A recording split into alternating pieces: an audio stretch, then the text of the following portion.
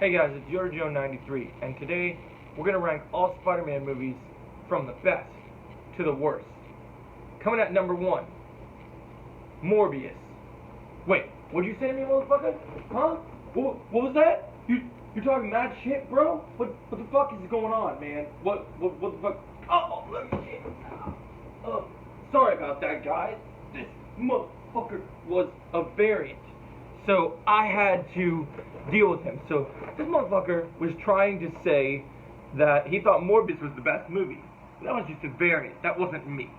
So he said we're doing best to worst movies, but we're actually doing worst movies to best movies. So now my list is different than other people's lists. I'm not just doing Spider-Man movies. I'm also doing Spider-Man adjacent movies. So we're talking about characters from the Spider-Man mythos as well. So coming at number 13 on the list, we have Morbius. Now, I don't really have to say much about this movie. It created a god-awful meme. This movie is... Now, some people may argue that this movie is so bad it's good, but this movie is just bad. There was so much studio interference. They still wanted to make the Sinister Six, and it didn't work. They still wanted it. They didn't care. They just kept pushing the Sinister Six. They ruined the canon they had with Michael Keaton as Vulture for this movie. They took out the scenes they had with Spider-Man because of studio interference. So they took out everything. It was shitty. They took out everything, and they did not care. They just wanted to be assholes, and they took it out. And so Morbius, to me, shitty CGI, shitty third act, shitty characters. Morbius would have been better if he was a villain in the Spider-Man mythos instead of getting his own story. He just doesn't validate his own story. So that's why it gets number 13 on the list. Coming at number 12 on the list, you gotta give it to Amazing Spider-Man 2. Now look, similar to Morbius, a lot of studio involvement, like, Mark Webb and Andrew Garfield, they had one movie they wanted to make. There was Felicity Jones at one point, had a bigger role where she was going to play Black Cat, setting up the Sinister Six. And then you had Cheyenne Woodley was going to be MJ, Mary Jane Watson. There was even set photos of her. Never happened. Electro's goofy in this movie. They ruined his character. The effects are fine. The final fight's fine. But Goblin in this movie, DeHaan is a good actor, but his Goblin makeup was horrible. And this movie it doesn't hold a candle to any of the original things that were planned. So coming at number 11, we have Venom. Venom, the first Venom, a lot of people, this movie's funny because a lot of critics were like, this movie's so bad and blah, blah, blah, it's not good. It's a fun movie. It did a concept that Upgrade did later, where it just was like a smaller budget movie. So this movie, the problem with this movie is it takes way too long to get the Venom and Eddie storyline. We spend so much time with Eddie Brock getting to know him, even though we know who Eddie is. We see him at his job. We see him fail in life. We see this whole romantic comedy with everything that's going on, and it just doesn't work for this sort of story. I just don't know if I believe that this is how things would go. So to me, that's why I got it at number 11 on the list. Number 10 on the list, we got Venom Let There Be Carnage. This one is deserving of this spot because Venom Let There Be Carnage it's one of those movies where you just the best thing about this movie was they had Woody Harrelson playing Carnage, and he was great. But then they killed Carnage. So this movie had everything you wanted. Great action scenes. They gave you more of the bromance between Eddie and the symbiote, and we got to see more of it here. And I thought they did such a great job establishing that. It was funny. It was like a rom-com. It was so good. And then Carnage, but unfortunately they had to kill Carnage. But Let There Be Carnage is still better than Venom, and I think they did a pretty good movie, pretty good sequel. I wish they wouldn't have killed Carnage because he's a great character. I am looking forward to Venom 3, though. I do want to see what they continue. I think Tom Hardy's crushing it as a character, and he's doing a great job. With that being said, time to get to our number 9 movie on the list. Coming in at number 9, we got Spider-Man 3. Now look, I love the Sam Raimi movies. Spider-Man 3, people have a love-hate relationship with. I think that this movie is underrated, even though it's this low on the list. I do think that this movie has some charm. But unfortunately, just like the previous movies, studio got involved. The producer wanted Venom in the movie. Then we got shitty Topher Grace, and Topher Grace is shitty in this movie. Plus side, we got the black suit, and we got Sandman, and that was cool. And the memes that this movie created were pretty fun. So I do think that this movie doesn't deserve the hate it gets, but I understand why it gets hate, and I understand that it has a lot of issues. So it's sitting at number 9. It's probably going to stay at number 9. I think it's still enjoyable, but there's just way too many issues. They juggled too much at once. They just really shouldn't have had Venom in this movie, and they should have just focused on Sandman and Spider-Man being Nemesis and Hero, because I think that would have worked really well. I like some of the stuff they do with New Goblin. Like, I like Harry's story going from the best friend to the enemy to the hero. I think is really good. But everything is just kind of cheapened, and it's cool to see James Franco, but I just thought this was pretty weak, unfortunately. Coming at number 8 on our list, where we now are at number 8. On our number 8 spot, we have The Amazing Spider-Man. Not The Amazing Spider-Man 2, just The Amazing Spider-Man. Now, people are like, how is this movie not higher? I love the Andrew Garfield Spider-Man movie because people didn't like the second one, but they liked the first one. So, one thing I'll say right off the bat, the chemistry for this movie is amazing between Emma Stone and Andrew Garfield. They just crush it. As much as I love Kristen Dunst and Tobey Maguire as a couple, I just feel like the chemistry between Emma Stone's Gwen Stacy and Andrew Garfield's Peter Parker just works. It's like lightning in a bottle. I think it just really works, and it's really nice. Downside, the lizard's design is not the greatest. The best scene about this movie, the two good scenes in this movie are the scene with where Stan Lee's cameo is, he's in the library listening to headphones and Spider-Man and the Lizard are battling it out. I like how Andrew builds his suit. I like the way it looks.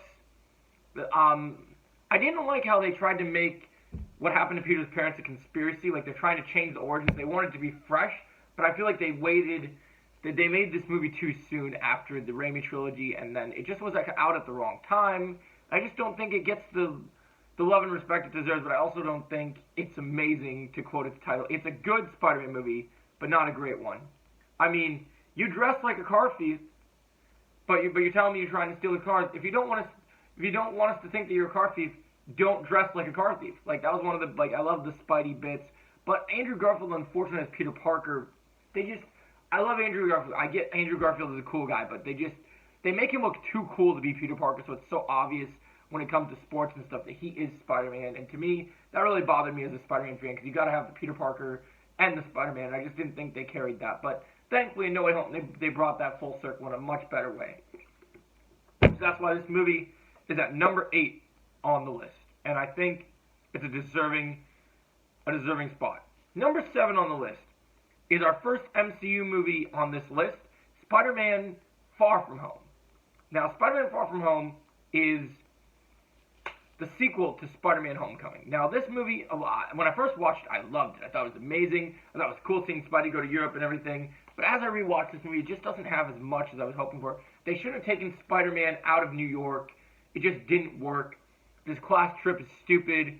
The plot of this movie doesn't really work. I'd say that this movie was good if we got more Mysterio, but we really didn't get to see even much of this. Like, the Mysterio sequences are cool, but they don't do enough with him to really serve and make him a real threatening, crazy villain.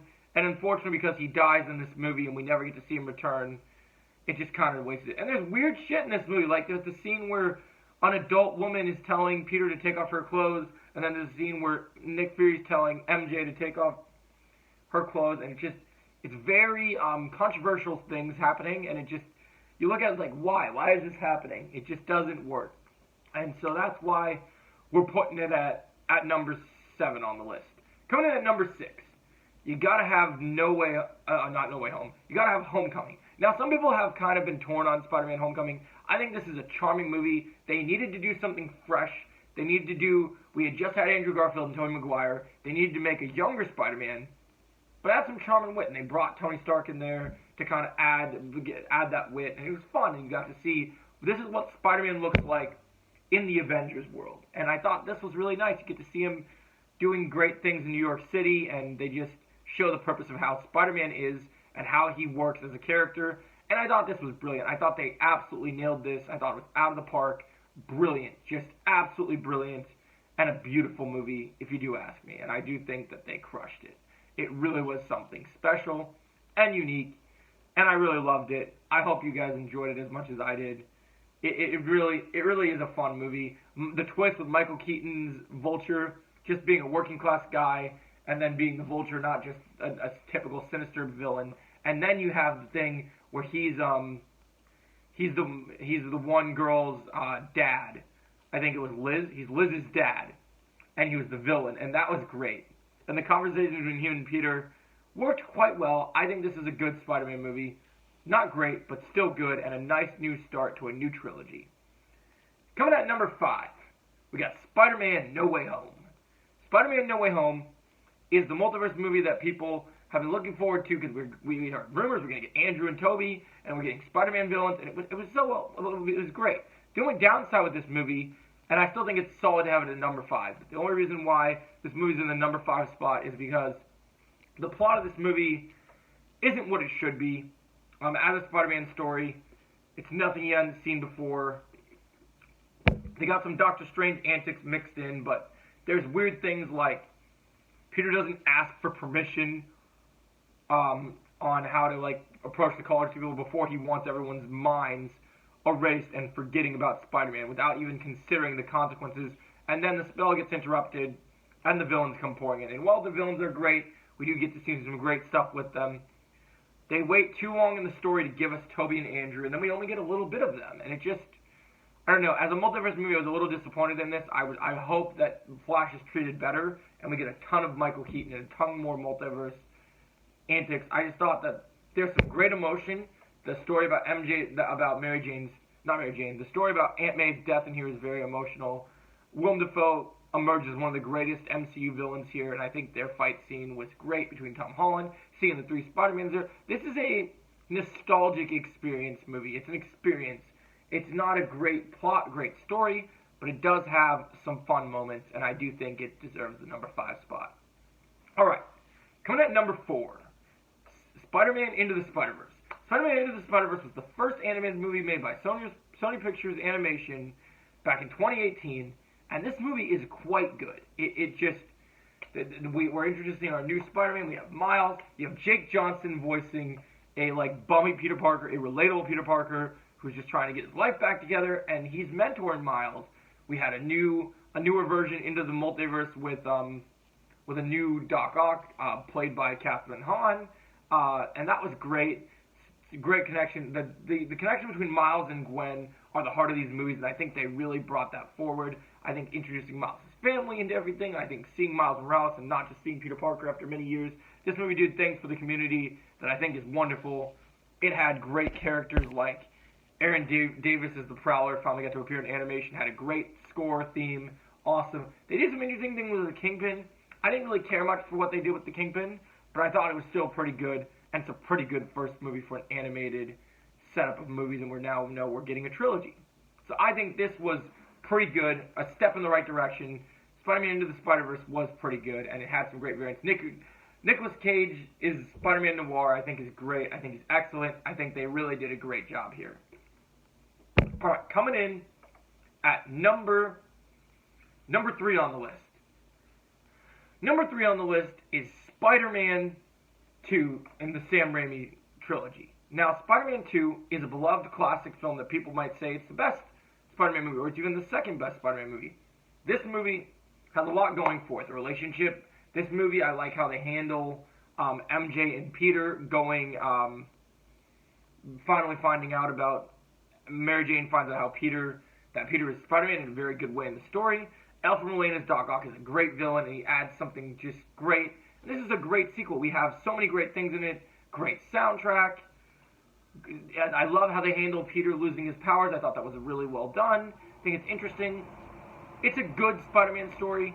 It's not quite as grand as amazing as the other ones. There's a bunch of kind of weird middle parts of the movie. There's some funny lines, but there's some weird parts like the Harry Osborn having the pie line will always be my favorite. Is like, how's the pie? So good. And that is a good. It is a fun meme to have, and I do enjoy it. I do think this movie is quite good. I think it deserves the number 3 spot. I think it has great emotion. I think there's some great stuff. I think Doc Ock is a good villain, but I just don't think Doc Ock holds a candle to Goblin. But I do think that this movie is good. I do think the story's good. The action, great action set pieces, especially with the train and how Peter's able to basically save everyone and then they have his back. Typical New York fashion. I thought that was beautiful. So coming in at number 2 is Tobey Maguire's Spider-Man back in 2002. Now guys, this movie has been one of my favorites for a while. It was the thing, I was watching Spider-Man cartoons as a kid, but this was my introduction to Spider-Man, and I just love this movie. I have so much nostalgia for it. Even the effects, like just the fact how they were able to create the scene where Peter has the tray and MJ, and he catches her, just looked like a brilliant scene, and how their relationship is built. Super good. The Uncle Ben speech between Peter and Uncle Ben in this is so good. I love some of the moments with Peter and the luchador, like going and becoming a wrestler to make money. Some of the best one-liners come from this movie. I missed the part where that's my problem is one of my favorite, and also of course one of my favorites is, well, that's a cute outfit. Did your husband make that for you? Like it's so good. This movie is just classic. Willem Dafoe's Goblin is threatening. Some would say his costume looks like a Power Ranger villain's, but I think they did a great job here. His suit is awesome. His glider's awesome.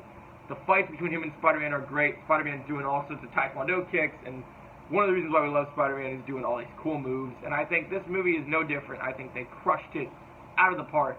I think they made a brilliant movie.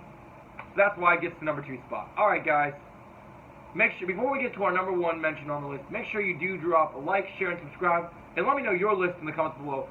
My list isn't the right list, it's just my list. I want to know yours in the comments below.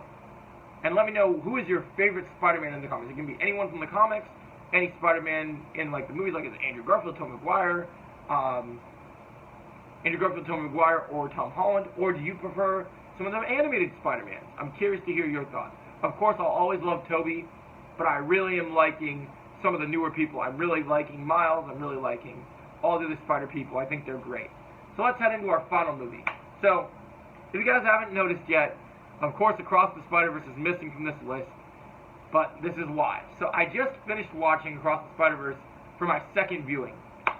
Now, some people have looked at this movie and they don't know where to rank it because it ends on such a hard cliffhanger. We're not going to give any spoilers here because I want to do my spoiler talk later, and I want this video to stay spoiler-free for you guys. So that way you guys can watch my rankings of these movies without knowing too much about the plot of the movie. So, Across the Spider-Verse is brilliant. You thought in Spider-Verse they had great animation. This movie is literally a come to life. This is No Way Home on steroids. This is the true multiverse of madness. You get to go to so many different universes, the characters, and this movie is a celebration of Spider-Man. You understand what Spider-Man is and what his mission is. Spider-Man is a sacrifice character, and Spider-Man thinks as himself that he can save everybody. But sometimes you have to come to reality that you can't, and this is brilliant. And it's got a villain that, like, as much as I love the first Spider-Verse because we had Kingpin and Prowler and all these other great villains, the second one takes it up to another level because of the Spot. They play up the Spot as the villain of the week, but he's terrifying and also hilarious at the same time, and how they use his powers in this movie. Good job, Phil and Chris Miller. You guys crushed it. I love your work. I love the LEGO movies. I think you did a phenomenal job with this movie. And I know you ended this on such a big cliffhanger, but it's a hard cliffhanger, but it's such a good cliffhanger, and this movie deserves to be number 1. It's a celebration of Spider-Man. Let's get into the basics. I'm loving the story from I'm loving the story from Miles Morales. I think Miles Morales is great. I think his video game was great. I think it's great and him paired up with Peter. I think Jake Johnson was great. There's some mind-blowing cameos in this movie. Just absolutely wild. The action sequences are great. Whenever a character shows up, you get to see comic books of their run. It's just brilliant. This movie is absolutely brilliant. If you guys have not seen Across the Spider-Verse, you need to go see it as soon as possible. Also, Miguel O'Hara, voiced by Oscar Isaac, is just brilliant. And Ben Reilly, the Scarlet Spider, is one of my favorite Spider-Man out there. So, yeah, guys, this is my list of my favorite Spider-Man films, ranked from the worst to the best. Let me know your list, and let me know your thoughts on my list in the comments below. I want to hear your thoughts. Let's get this video to as many likes as possible, and let's try and hit 700 subscribers. Quick. Have a great day, guys, and thanks for watching.